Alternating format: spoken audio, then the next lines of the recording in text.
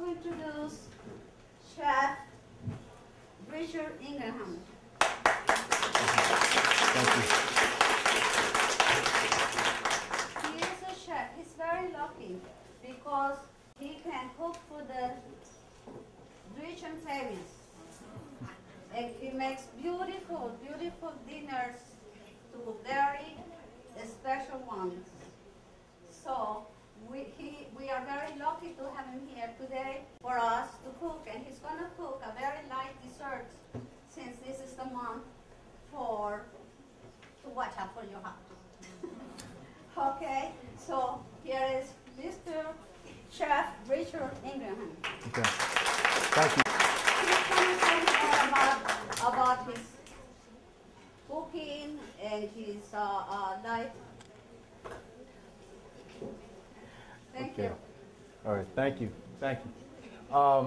Again, I'm Richard Ingram. I am the founder and president of The Perfect Palate. The Perfect Palate is a company that I started about a year ago, where I come into your home and I prepare a meal for either you, just individually, or for parties between 2 to 14 people. 2 to 14 people. I bring everything to your home: pots, pans, plates, the whole 9 yards. I bring it all to you. We serve it in courses, and we just have a good time. I educate you about what you're eating, tell you about the sauces. The sauces are made there fresh. Salad dressings are made there fresh. Everything is done fresh right at your house. What we're going to do today are 3 heart-healthy desserts. Now, when you talk about heart-healthy, and then you say desserts, it's like an oxymoron. It doesn't really go together at all, right? But we're going to make it happen today. We're going to do a poached pear. With this poached pear, we're going to do it with lemon zest, lime zest, orange zest. We're going to use this wine that I talked about earlier, and we'll talk about it again, Erotica 2003. We're going to use that wine. We're also going to use a simple syrup. And you all have the recipes right there with you. And the simple syrup consists of 1 part sugar and 1 part water. So if you have 1 cup of water, you're going to put 1 cup of sugar in there, okay? And we're going to also use vanilla. And it's just amazing, this quick story. I went looking for vanilla beans. And when I tell you that they have to be the most expensive thing on the face of the earth, for a pound of vanilla beans from Madagascar, they cost $300. Okay? So you know we didn't use the vanilla beans in here today, okay? So what we're going to use is really the next best thing. And it comes from Madagascar also. It is a bourbon vanilla bean paste, okay? Very, very good stuff. It's also expensive. 4 ounces, $22, okay? So you know you got to just use a dab of that, okay? Or use it on somebody that's real special that you like. They're grown in Mexico. They're grown in Madagascar, and also they're Tahitian. We also have Tahitian vanilla beans also. Remember that, because I'm going to quiz you, and then I give you a prize. I'm serious now. Remember that. Now, back to our boss fairs, okay? Now, what we're going to do here is we already have our poaching solution here, which consists of, like I said once before, and if I bring it over here, then you can see it. Am I right? Can you see that? Oh, you can see it there? Okay, great. Okay, we already have our lemon zest in here. We have our orange zest, and we have our lime zest. Then we have our very expensive Madagascar bourbon vanilla beans, okay? Paste. We have that in. We have our Erotica 2003. And for those of you that weren't here before, let me just talk about that for a second. Erotica 2003. I'm not selling this wine, but I love it, okay? It's great. When you think about wines, normally you think about France. You think about Italy. You think about California. This wine is from Washington State. It has a hint of apple in it. It is awesome. It goes very well with desserts. It goes very well with fish, crab. It goes well with chicken, pork, anything you want to put it with. It is awesome. It is awesome wine. Erotica 2003, okay? Dr. Lucen. It's Chateau Saint Michel and Dr. Lucen. It's a Riesling 2003. You can get this at a fine wine store like ABC or any other wine purveyor that you may know of. Very good stuff. We're using that, and we're also using a simple syrup also. Simple syrup consists of 1 part sugar, 1 part water, okay? And we've already combined all of this. We brought it to a boil. Now we're going to take and we're going to peel our pear. Now, you can take and peel your pears with a paring knife like I'm doing, or you can use a peeler, okay? Either way is excellent. Either way is excellent for you. Either way is excellent. That's my little cousin, y'all. She wants some spotlight. But yeah, you can use either one. It'll work just as fine. Now, the way that you keep your pears from turning brown, have you ever noticed when you're doing this, your pears turn brown? Yeah. The reason that is, that's called oxidation, okay? Who said that? Oh, look at that. Oxidation, right? Okay, so it's called oxidation. That's when the air gets into the molecules of whatever it is that you're trying to cook, and it doesn't ruin it, it just turns it brown, okay? It discolors it. Now, the way to get rid of that, or to prevent it from happening, not to get rid of it, because once it happens, it's there. The way to prevent that from happening is to have a little lemon or lime water over to the side, okay? And as you finish, then you will put this right into your lemon or lime water, okay? But since we work kind of quickly with this, we don't need any lemon lime water, okay? Now, what we're going to do now is simply take our pear. You're going to keep your stem intact, okay, for visual. And you're going to cut it in half, okay? Right down the middle, okay? Beautiful, okay? No brown spots, no nothing. Very nice pear. Then what you're going to do, you can either use a melon baller if you would like, or you can come back and use your paring knife, and that's what we'll do. Take your paring knife and you just go right in. Make sure you don't puncture yourself, okay? You come around, you just feel your way through. And really, to be honest with you, you have a guideline right here. See, you have a guideline to cut with right in here, okay? So you come around just like this, and you just core it out. Boom. And there it is, all right? And that's where your stuffing is going to go. Then what you're going to do is you're going to have your poaching liquid going. You come back and you pour your other pear. Now, as you're cooking, you should always be visualizing what is this going to look like, okay? So you want to make sure that you're nice and careful. Do some very good neat work, because what eating is 90% visual. Am I correct? I mean, I can cook something up here and it can smell good, but if it doesn't look good, you guys aren't going to try it. I know you're not, because I wouldn't try it either. So what you're going to do is now you're going to take this, put it right into your poaching liquid, okay? Just like that, okay? Put it right into your poaching liquid. You're going to turn your fire up and let it come to a boil. Now, the key is to take a plate, which we're not going to do because I'm just going to tell you about it. The key is to take a plate, and when you take a plate, make sure that it's the size that can go inside of your pot, and you sit it right down on your pears. Why? Because you want that poaching liquid to get all over the pear. If you don't, just the bottom will be poached. The top is going to be brown. Why? Because of the oxidation. Am I correct? And it's going to be tough and hard, and it's undesirable. Nobody's going to eat it, okay? So you want to make sure that you do that. Now, we're going to poach these for approximately 5 to 10 minutes, okay? 5 to 10 minutes is what we're going to do on this. How much time do I have on this? Anybody? About 7 minutes. About 7 minutes? Very good. Thank you. Okay, so we're going to let this go for about 5 to 10 minutes. Then once we finish this, you don't take it out. You find another container, and you pour all of this liquid and your pears into that container, and you just let it sit. That's called carry-over cooking. Your temperature when you pour it out is going to stay the same, then it's going to consistently go down, all right? And as it's going down, the pores of your pear is opening up. By those pores opening up, your sauce and your poaching liquid is going into your pear, which you'll see when you taste it, okay? Now, the stuffing that we made. The stuffing that we made for this consists of toasted almonds. It consists of white chocolate.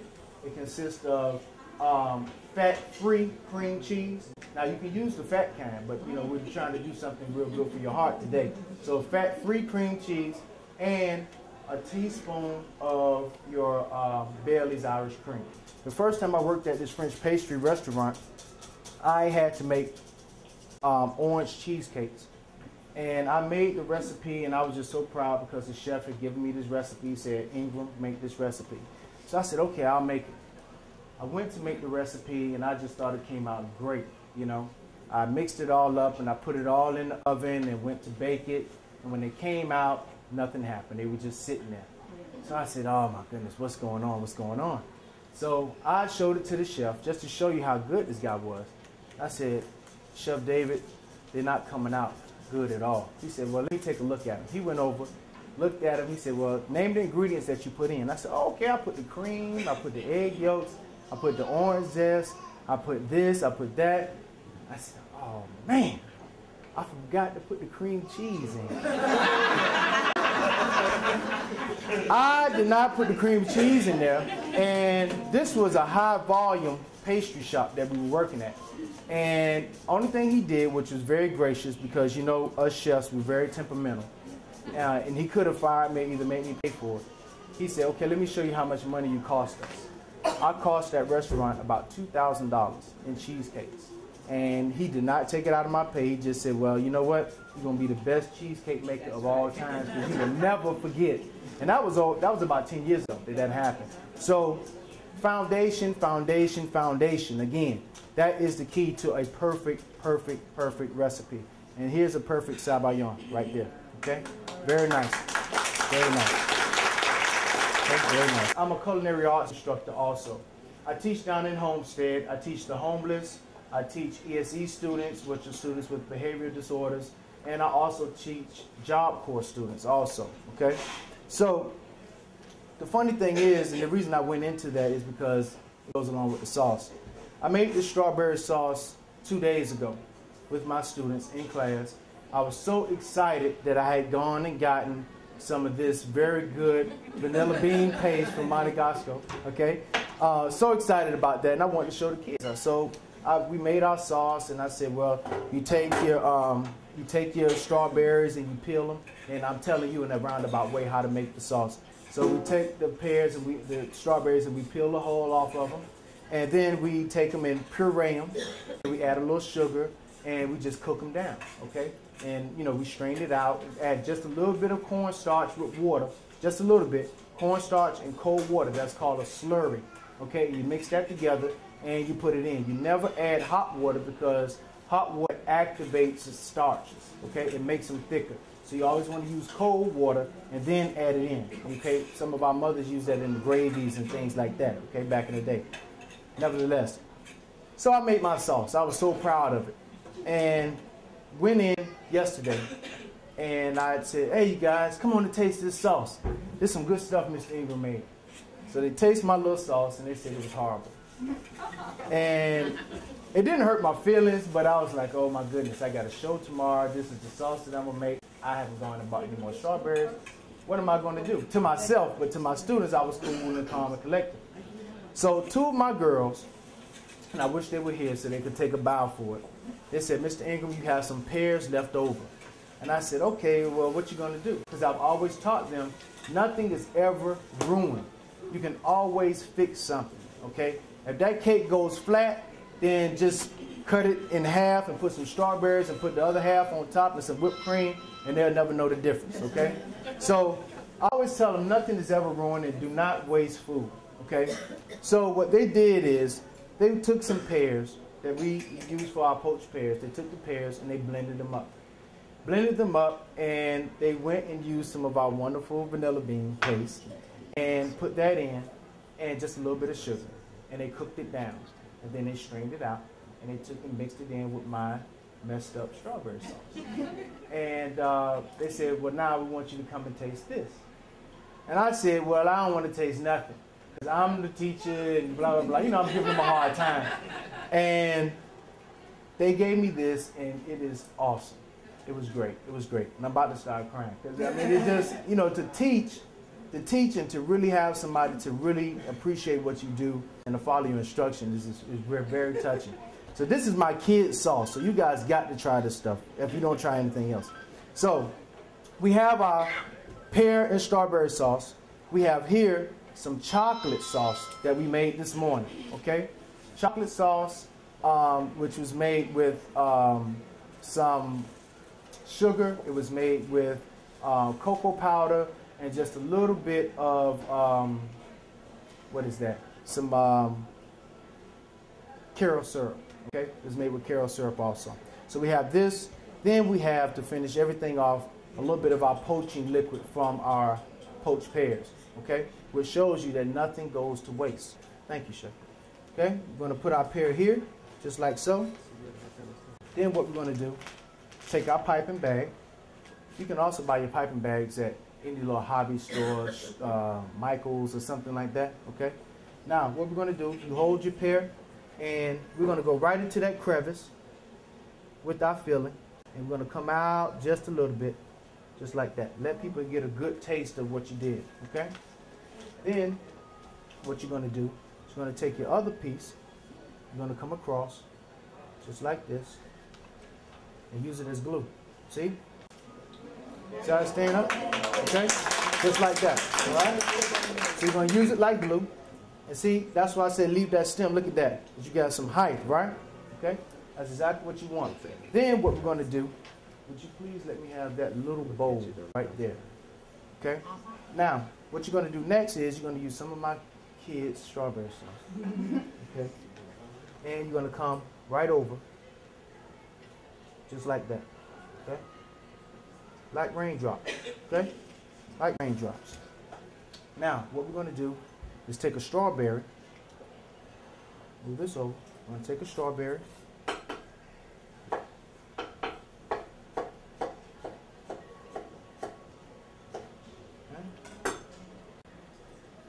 Take our strawberry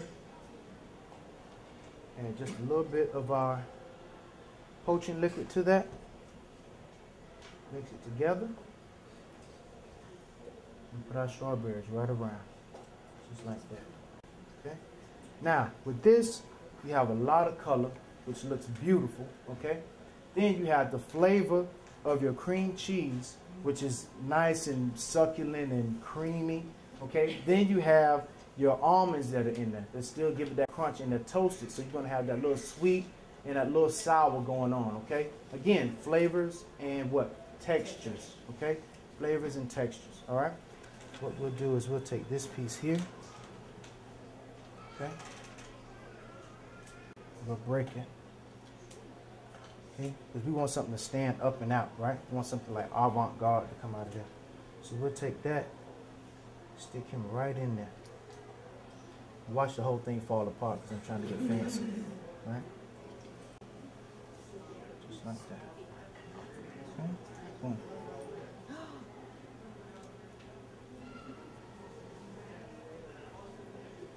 This is why you got to wash your hands, people. Make sure your hands clean because you're touching all over the food. And there it is, okay? See? Please don't forget to come up and get a card.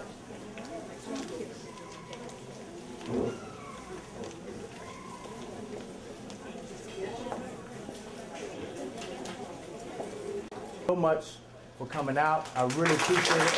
Okay? Now, I was watching. We have some people that were very, very, very attentive. Everybody was very attentive, but I can only see 2 or 3 people. First person that I have little things that I want to give out. The first person that I want to give something to is Miss Lanza. She was here with me from 12 o'clock. She sat here and we talked and talked and talked. I know that her son designed, Bloomingdale's. He designed this store. And we've talked so much. Very, very, very nice lady. And I want to give this to you. This is Happy Valentine's Day for me and the perfect palate. Okay?